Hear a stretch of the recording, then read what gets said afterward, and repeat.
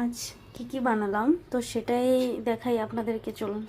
তো প্রথমেই বানিয়েছি সাদা ভাত, সুন্দর ঝরঝরা ভাত। তারপর বানিয়েছি শাক।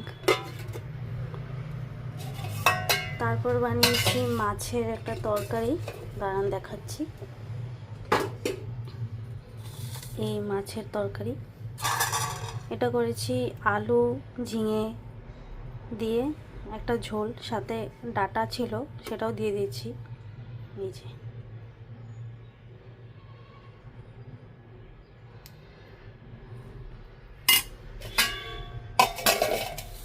আর বানিয়েছি